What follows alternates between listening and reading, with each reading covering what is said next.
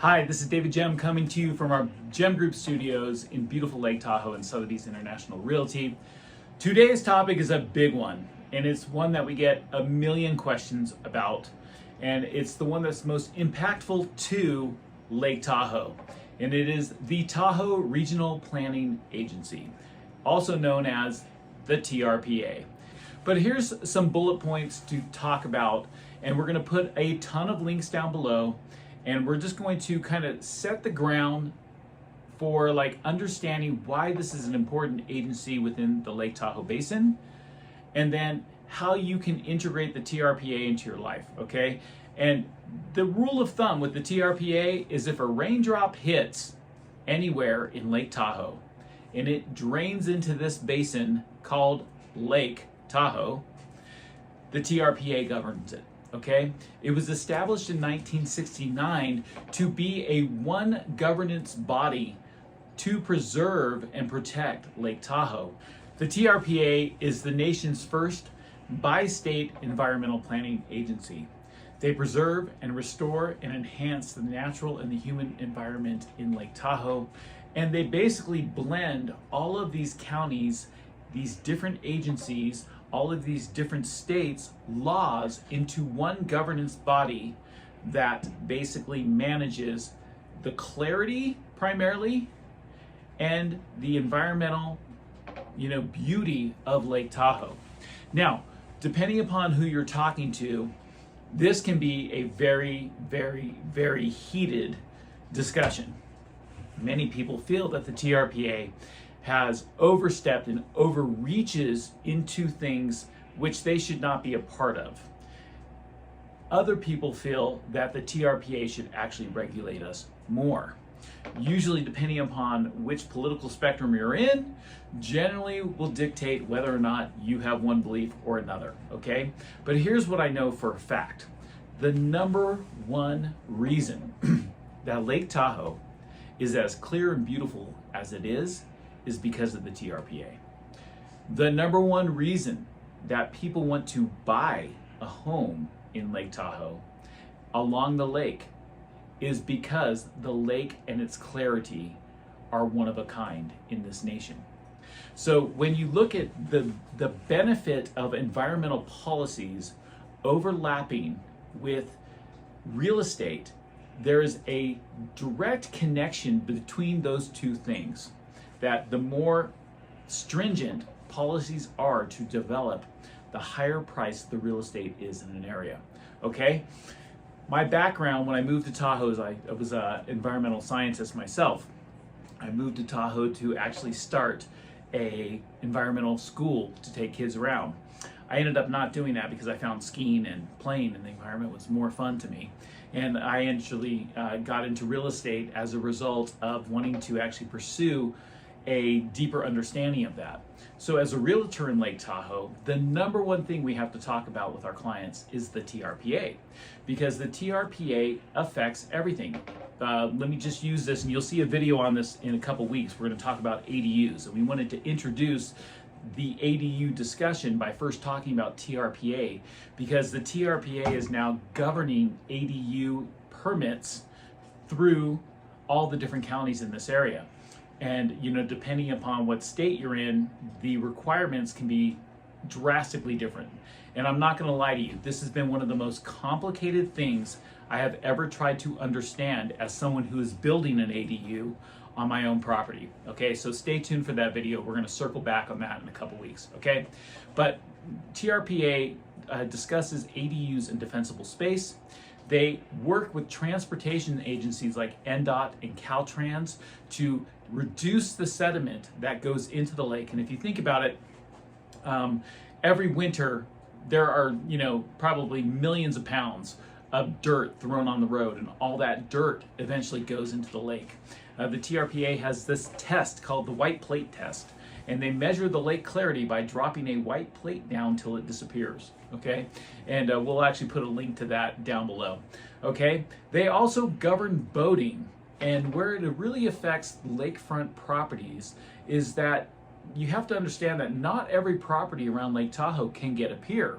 And a lot of million and billionaires that I've worked with over the years think that, oh, we'll just buy our way into a pier. Well, I have seen more frustrated million and billionaires trying to get a pier around this lake than I have seen anywhere else in my life, okay? And so the key takeaway points are, you know, the next pier allocation time frame is in 2023. They are going to be providing 3 single piers and 9 multi-use piers. They're going to, over the next 18 years, there will be 1,000 more buoys on this lake. And you have to understand the way that the TRPA sees their primary position is what creates Lake Tahoe beauty is the fact that it doesn't feel like every other lake in the nation where it's just house pier, house pier, house pier, house pier, house pier, right? So they're trying to reduce the number of piers because they feel that they want to preserve the shoreline of Lake Tahoe and all of the beauty with it. They will also govern whether or not you can have a glass railing, believe it or not, for your house. If you're going to do development projects in this area, and we're going to put all of our like probably 3 to 5 favorite contacts of land use planners in this area down below, it is the most important thing to start working with a land use planner the day you go into escrow on your house.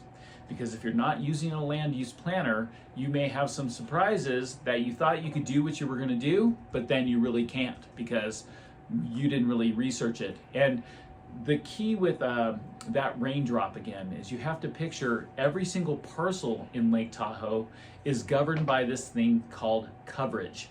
And coverage is the impermeable surface that the raindrop hits. So a driveway would count as coverage. A walkway would count as coverage.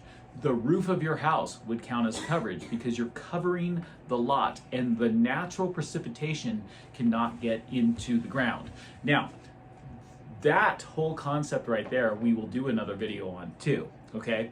And what you're gonna find is that as the water comes into the basin, what creates the clean water in the lake is the fact that the TRPA figured out many, many moons ago that raindrop, if it goes through the natural rock and sediment and comes out into Lake Tahoe as a spring, it comes out as clean water.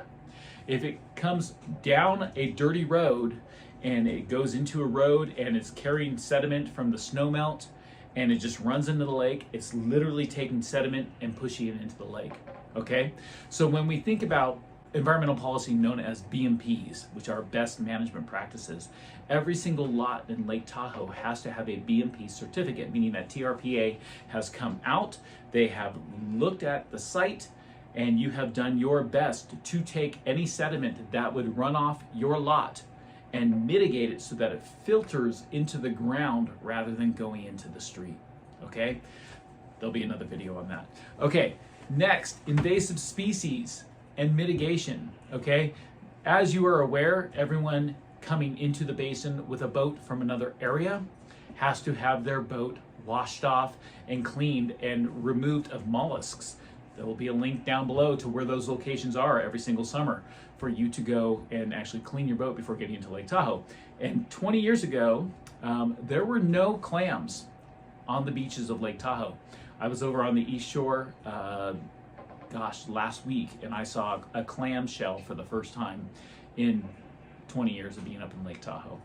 Okay, and you know, there is so many other things that they will govern with this video. Environmental cleanups are a huge thing, but they also try to add resources to actually help people around the lake too. So for example, one of their best things is they have a Tahoe Boating App, and you can literally pull up the app and you can see, you know, what marinas are open, what boat ramps are open, where you can get gas, all those kind of things. And they're trying to be trying to lead our community in resources and information. Also, one of my favorite tools that the TRPA provides is something called Parcel Tracker. And a parcel tracker is if you're actually looking at buying a house, you can go onto their website, you can put the address of the property into the website, and every document on that property pulls up. So for example, let's say they had a site survey and the site survey shows how much coverage is available on that parcel. You can find out that information right there. And you know, the TRPA has been an evolution over time, right? Many of our worst projects around Lake Tahoe were actually created right before the TRPA came into effect. Developers went out, they got their permits with their counties, they basically built, you know, really weird kind of crappy condos and stuff like that from the 1950s and 60s. And honestly, they're some of our biggest disasters that we've seen. You know, many people consider the Tahoe Keys one of the biggest environmental disasters of Lake Tahoe also.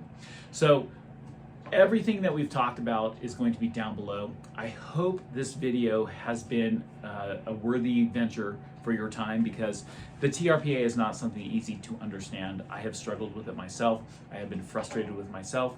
If you like what you saw here today, definitely click that like button and subscribe to our channel. And if you have questions, comments, or concerns, put them down below and we will get back to you. And as always, you're welcome to call me anytime. Thank you and have a wonderful day.